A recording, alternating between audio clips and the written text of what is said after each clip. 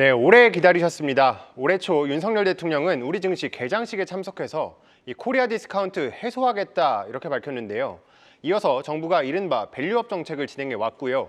이 정부의 증시 부양 의지에 시장에서 주목받지 못했던 금융주들 올 초 고공행진을 이어왔고 심지어 일부 보험사들의 주가는 상한가를 기록하기도 했습니다. 자, 그리고 오늘 KB금융이 국내 밸류업 1호 공시를 냈습니다. 자, 이 기업 가치 재고 계획을 마련해서 이 올해 4분기 중으로 공시하겠다 이런 내용이었는데요. 자, 이 자율성을 강조해온 정부 방안에 금융업권이 먼저 화답한 겁니다. 자, 과연 강제가 아니라 이 기업의 자율성을 강조한 정부의 밸류업 정책 효과를 볼 수 있을지 관련 내용 점검해 보겠습니다. 네, 밸류업 공시제가 오늘부터 시행이 된 건데 시행이 되자마자 공시를 했습니다. KB금융. 제가 만약에 정부라 그러면 참 KB금융 예쁘겠다 이런 생각이 듭니다. 4분기 중에 우리 공시를 하겠다 이렇게 예고를 한 건데 그러면 4분기에 무슨 내용들이 좀 공시가 되는 거예요? 일단 KB금융 측의 발표를 살펴보면 일단 정부에서 제시한 가이드라인을 좀 따라서 진행을 하겠다라고 합니다. 저희가 지금 이번 달 초죠. 가이드라인에 대해 조금 짚어봤는데 자, 그럼 어떤 내용인지 다시 한번 자료를 통해서 살펴보면요. 네. 자, 정부의 밸류업 가이드라인들 보면 시장 평가, 자본 효율성 지표, 그리고 주주 환원 정책 이런 내용들이 담겨 있습니다.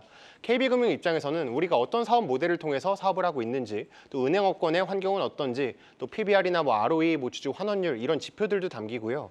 또 우리나라에서만 지금 가이드라인에 있는 게 지배구조 얘기입니다. 그래서 이사회가 얼마나 책임성이 있는지, 감사는 얼마나 독립되어 있는지 이런 내용들을 담을 예정인데요.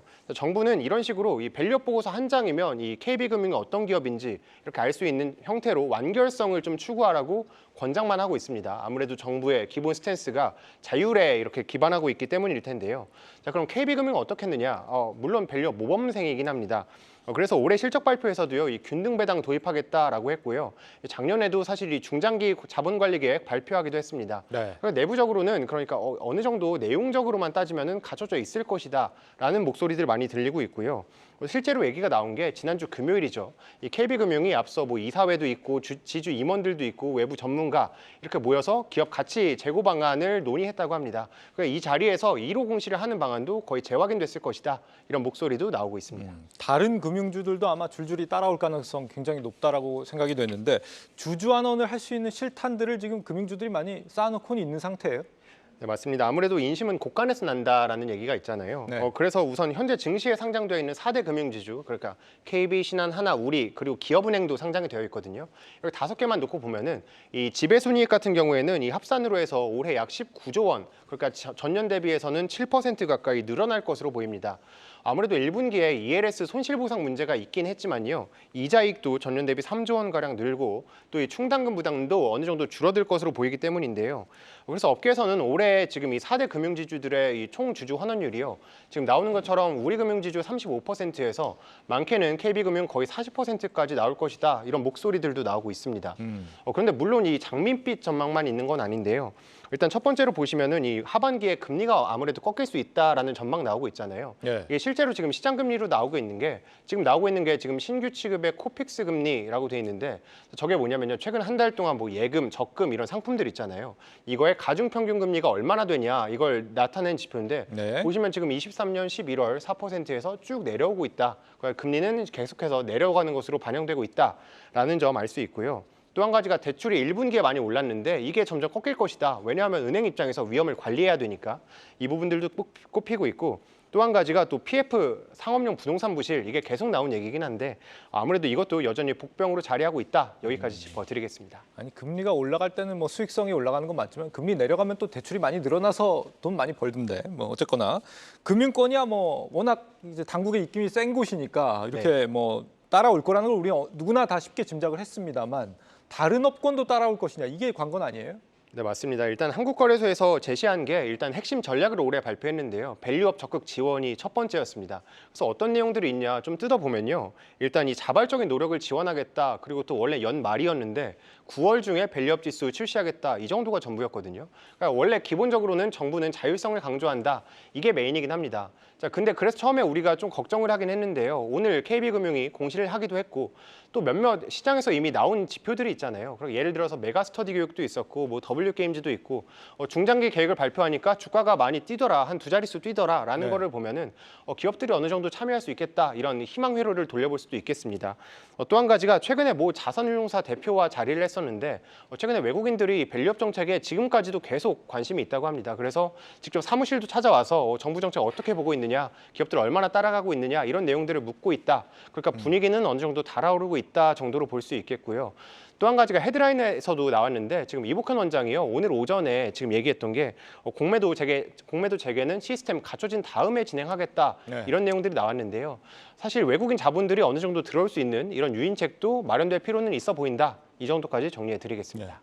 이사님, 이번 KB금융을 뒤따라서 일반 기업들도 참여하게 될 것이냐 여쭤보려고 하는데 이렇게 한숨을 푹푹 내쉬시고요. 네.